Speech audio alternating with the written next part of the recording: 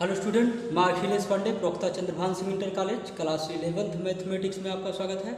आज हम पढ़ेंगे एक्सरसाइज 1.5 का क्वेश्चन नंबर 7। क्वेश्चन नंबर 7 वैसे तो बहुत इजी है, लेकिन उसके बारे में समझना हमें बहुत ज़रूरी है। ठीक है, आइए देखते हैं कि क्या है क्वेश्चन नंबर 7 में। क्वेश्चन नंबर 7 में फर्स्ट पार्ट जो है वो कह रहा है कि सबसे पहले तो इसमें कह रहा है कि रिक्त स्थानों की पूर्ति कीजिए। तो क्या भरा जाएगा, मतलब A union A dash equals to क्या आएगा, है ना। A union A dash equals to क्या आएगा ये पूछ रहा है। ठीक है, तो देखिए हम निकाल दिए हैं कि ए यूनियन ए डैश क्या आएगा। सबसे पहले बताओ यूनिवर्सल सेट में एक सेट ले। देखो यहाँ पर कोई और सेट है ए बी सी डी, ऐसा कुछ नहीं है ना, सिर्फ एक मात्र सेट है ए। तो हम सिर्फ एक सेट लेकर चलेंगे यूनिवर्सल सेट के लिए। ठीक है, देन आरेख में यूनिवर्सल सेट लिखना पड़ता है, इसलिए लेकर चलेंगे। ठीक है, अब देखिए ये है यू, और जो छायांकित भाग होता है वो कौन सा है यहाँ पे। यहाँ पर जो छायांकित भाग है वो है ए। देखिए ध्यान से, जो छायांकित भाग है यहाँ पे वो कौन सा है, ए है। फिर उसके सामने देखिए हमने लिखा है ए डैश। तो बताइए ए डैश क्या होता है, बहुत ध्यान से देखिए, ये ए है तो ए डैश क्या होगा। ए डैश इक्वल टू होता है यू माइनस ए, मतलब यू ये जो यूनिवर्सल सेट है इसमें में से हम किसको निकाल दें, ए को। तो देखो हम यहाँ से निकाल दे रहे हैं ए को। देखो हमने निकाल दिया ए को, है ना। अब बोलो A dash equals to U minus A, तो ये किसके बराबर आ गया, ए डैश के बराबर आ गया। ए डैश के बराबर आ गया ना। अब बताओ हमें ए union A dash, A union A dash क्या होगा। ध्यान से देखो, ए भी शामिल करना है और ए डैश भी शामिल करना है। तो देखो इनको मिला दोगे जब, तो इसको ऐसे रखोगे तो ए भी भर जाएगा। इसका मतलब A union A dash equal to ये होगा। और वास्तव में ये है क्या, ये एक यूनिवर्सल सेट है। ये पूरा देखिए भरा हुआ ना, तो ये यू के बराबर है, यानी कि यहाँ क्या फिल किया जाएगा, यू। तो ये यूनिवर्सल सेट के बराबर था। ठीक है, अब आइए देखते हैं क्वेश्चन नंबर 7 का पार्ट नंबर 2। क्वेश्चन नंबर 7 का पार्ट नंबर 2 कह रहा है कि बताइए फाइव डैश इंटरसेक्शन, है ना, फाइव डैश इंटरसेक्शन ए, फाइव डैश इंटरसेक्शन ए कितना होगा। तो हमें ये ज्ञात करने के लिए क्या पता होना चाहिए, पहले फाइव डैश ज्ञात करो, फिर ए पता करो क्या है, फिर दोनों का इंटरसेक्शन निकाल दो, अपने आप आ जाएगा। अब देखिए हमने यहाँ पर किया हुआ है, बहुत ध्यान से देखिए। फाइव डैश क्या होता है पनिशमेंट में, five dash equal to U minus five, five dash equal to U minus five. जैसे A dash equal to U minus A, ऐसे five dash equal to U minus five. तो बताइए ध्यान से देखो, यहाँ पे फाइव क्या होता है, रिक्त समुच्चय होता है। तो यूनिवर्सल सेट में से फाइव कुछ नहीं घटाएंगे, फाइव मतलब कुछ नहीं, कोई अवयव नहीं घटाएंगे, तो बचेगा क्या, यू, यानी कि ये है फाइव डैश। ये क्या है, फाइव डैश, फाइव नहीं है, ये क्या है, फाइव डैश है। ठीक, क्लियर हुआ। फिर हम ए डैश लिखे, सॉरी ए लिखे हुए हैं। क्यों लिखे हुए हैं, क्योंकि हमें निकालना है फाइव डैश इंटरसेक्शन ए।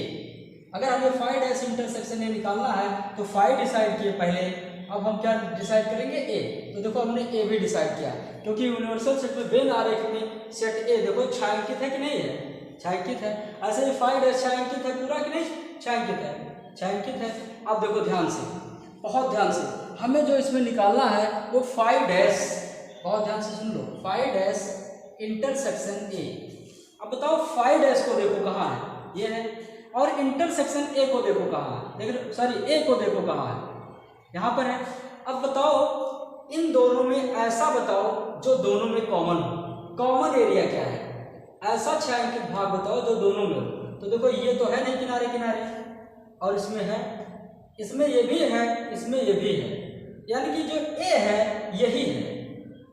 अगर हम फाइव डैश और ए का इंटरसेक्शन निकालना चाहें तो जो दोनों में हो वही तो होता है। अब बताओ दोनों में क्या है, ये ए वाला जो भाग है इसमें भी छायांकित है, और जो ए वाला भाग है इसमें भी छायांकित है, इसमें ये इधर भी छायांकित है, इसमें ये इधर छायांकित नहीं है। तो हमें ऐसा एरिया ढूंढना जो कॉमन हो, मतलब दोनों एक जैसा हो। तो देखो ये छायांकित है, ये छायांकित है ना, तो सब मिलाकर जो फाइव डैश इंटरसेक्शन ए आएगा वो क्या आएगा, ये मिलेगा हमें, जो आया हुआ जो छायांकित भाग है। और ये जो छायांकित भाग है वो है क्या, ए।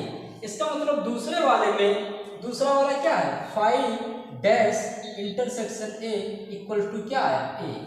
ठीक है, ये रहा क्वेश्चन नंबर 7 का part number 1 and part number 2। Pause video and note down.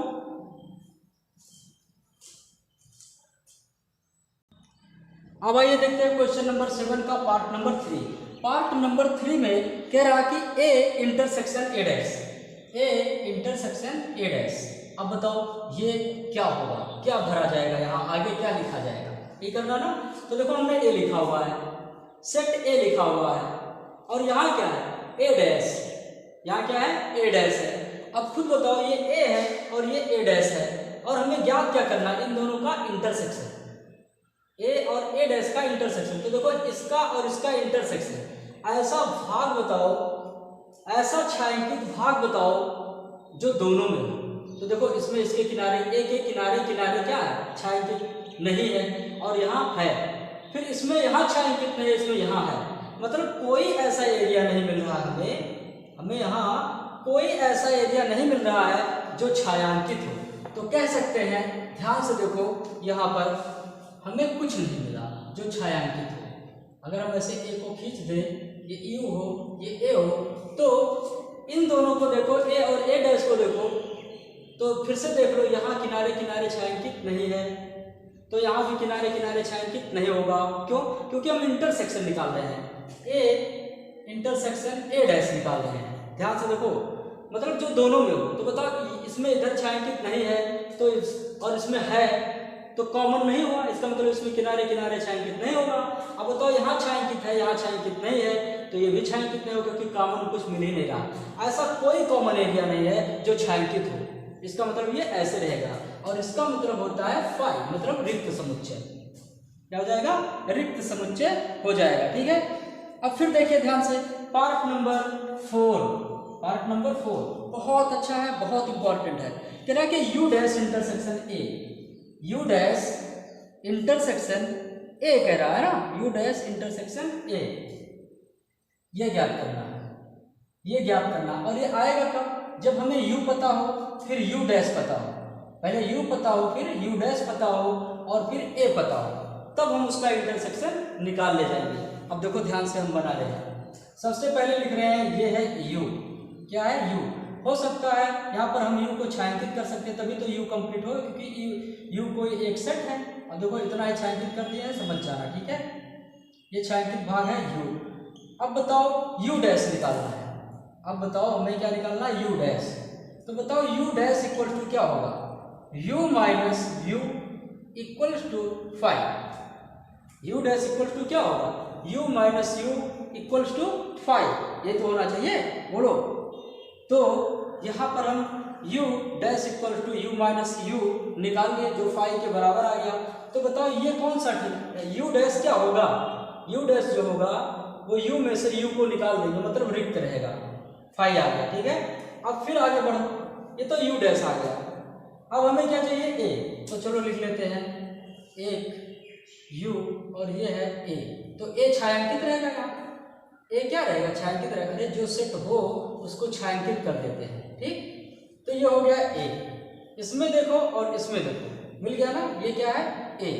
तो ये यू डैश है और ये ए है। अब हमें बताओ क्या ज्ञात करना है, यू डैश इंटरसेक्शन ए। अब ऐसा एरिया बताओ हमें ऐसा एरिया बताओ इन दोनों को मिलाकर जो छायांकित हो। इसमें कुछ छायांकित ही नहीं है, इसमें इतना छायांकित है ना। तो कौन सा छायांकित एरिया मिल रहा है हमें, ये पूरा छायांकित नहीं है और ये थोड़ा सा छायांकित है। तो छायांकित भाग उभयनिष्ठ है कहीं नहीं, इसमें है ही नहीं है। तो उभयनिष्ठ क्या होगा, छायांकित भाग। इसका मतलब इसका भी रिजल्ट आएगा 5। तो यहाँ पर क्या भरा जाएगा, इसके आगे 5, और यहाँ इसमें क्या भरा जाएगा, इसके आगे 5। ठीक है, तो ये था वाइड वेन आरेख, है ना, वाइड वेन डायग्राम। इसका रिजल्ट क्वेश्चन नंबर 7 का ये सोल्यूशन है। ठीक है, अब हम मिलेंगे नेक्स्ट टॉपिक के साथ नेक्स्ट वीडियो में। Thank you.